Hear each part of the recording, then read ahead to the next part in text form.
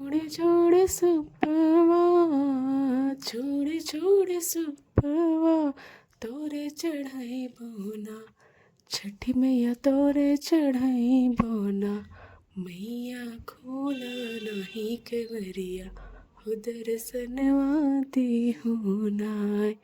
Welcome guys, welcome to my mother's YouTube channel. आज है छठ का सेकंड अर्घ का डे, मॉर्निंग का अर्घ। इस दिन हम लोग ढेर सारी मस्ती और छठ माँ को अच्छे से विदाई देते हैं। जैसा कि आपने शुरू से अंत तक देखा, हम लोग सुबह के 4 बजे निकल जाते हैं घर से छठ तालाब के लिए, और पूरे रास्ते में डेकोरेशन कुछ ऐसा होता है जो डे लाइट में तो पता नहीं चलता, बट मॉर्निंग लाइट में ही बहुत अच्छे से विजिबल है। और उसके बाद आपको मैं दिखा दूँ कि चारों तरफ लाइट से चकमकाती हुई रोशनी से पूरा छठ तालाब भरा पड़ा है। और आज हम लोग घर से 4:30 बजे निकले, उसके बावजूद हम लोग लेट थे क्योंकि इस बहुत सारे लोग पहले आ चुके थे और हमारे लिए डलिया का स्पेस बचा हुआ नहीं था।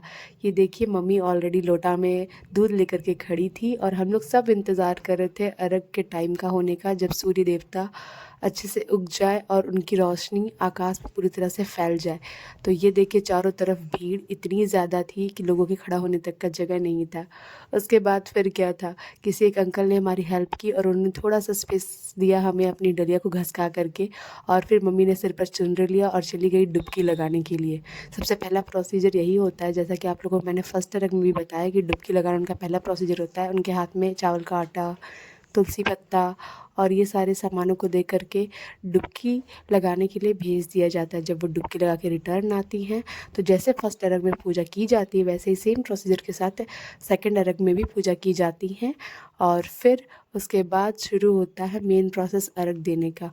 अर्घ देना फर्स्ट अर्घ की तरह हम लोग का सेम सेम था। वो चाहो तो आप फर्स्ट वीडियो में भी देख सकते हो, जिसे मैंने मेला का भी दिखाया है। इसमें भी मैंने रात में मेला घूमने के लिए गई हुई थी, तो उसका ढेर सारा वीडियोस लिया है और इसमें ऐड किया। आप लोगों को ज़रूर ज़रूर ज़रूर मज़ा आएगा ये वीडियो देखने में, फुल एंड कंप्लीट वॉच करें।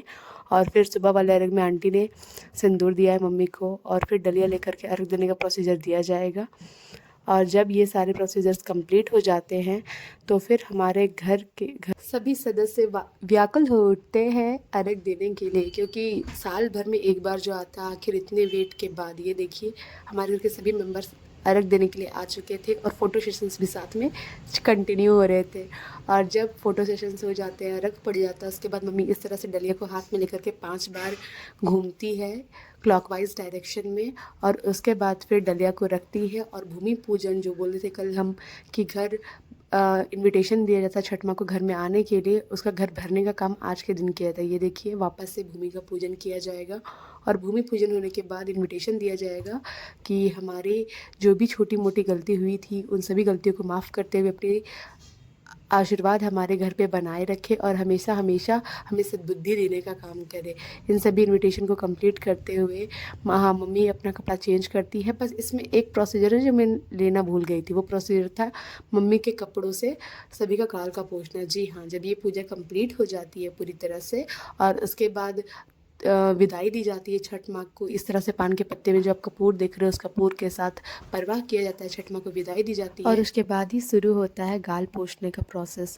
ये जो कपड़ा या चुनरी मम्मी ने पहन रखा है और डुबकी लगाने के बाद ये जो पवित्र हो जाता है, इसी पानी के साथ हर एक सदस्य के, इनफैक्ट वो आपके फैमिली के हो या ना हो, डजेंट मैटर, बस कोई भी सदस्य अपना गाल आके पोंछवा सकता है।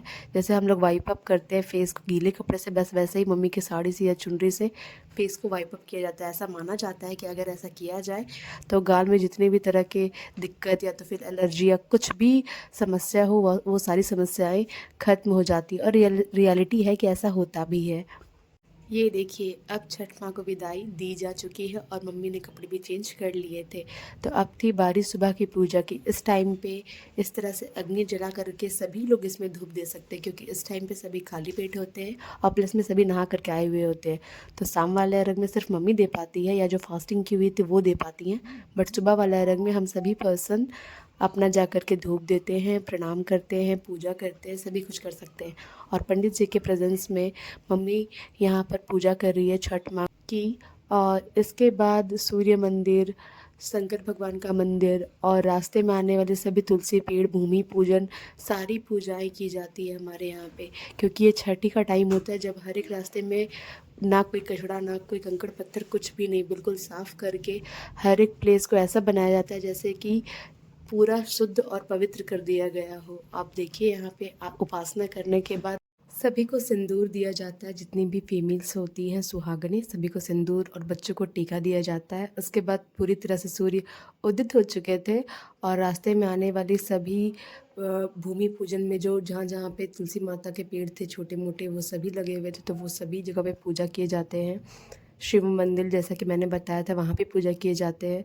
और उसके बाद कुछ मेला मैंने व्यू का दिखाया डे टाइम पे, एंड मैं नाइट में आपको ज़रूर घुमाऊंगी। और ये देखिए जाते वक्त ढेर सारे बच्चे एक्साइटमेंट में मिकी माउस पे खूब जंप कर रहे थे, मैंने वो भी रिकॉर्ड किया। और ये रहा थोड़ा सा व्यू। सभी लोग प्रसाद इस तरह से कलेक्ट करते हैं अपनी गमछी को बिछा के।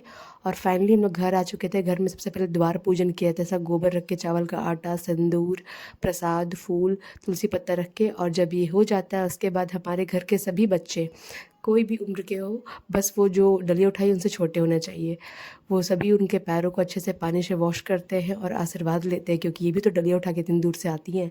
और उसके बाद लास्ट पूजा होता है, वो होता है घर में पूजा। ये करना इसलिए इम्पॉर्टेंट है क्योंकि मम्मी का कहना है डलिया को समझाना बहुत ज़रूरी होता है। इतनी गलतियाँ कभी ना कभी किसी न किसी से हो ही जाती है पूजा को करने के दौरान। तो अंत में अगली बार फिर से पूजा करने के लिए और सारी गलतियों की माफ़ी के लिए उन्हें डलिया को समझाना होता है। डलिया को समझाने के तत्पश्चात वो पूर्ण तरीके से प्रणाम करती हैं।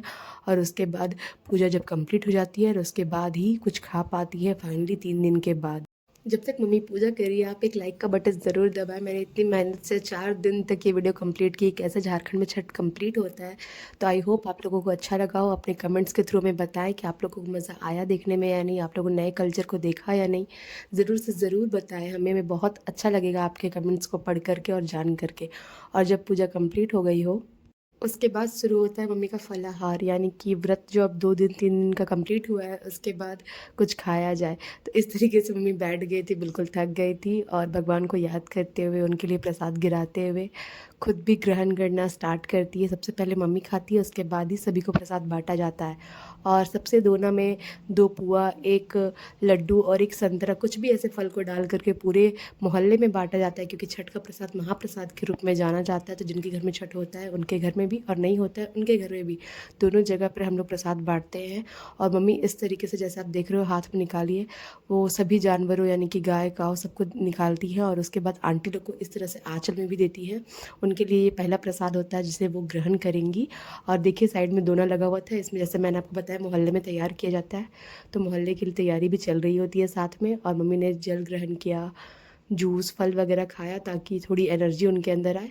और बस फिर हमारा दिन निकल गया जैसे तैसे। और ये है हमारे गौशाला मेला, यानी कि हमारे गांव में जो लगता है वहाँ पे इस तरीके से छठ माँ की प्रतिमा और सारे भगवान की प्रतिमा लगाई जाती है।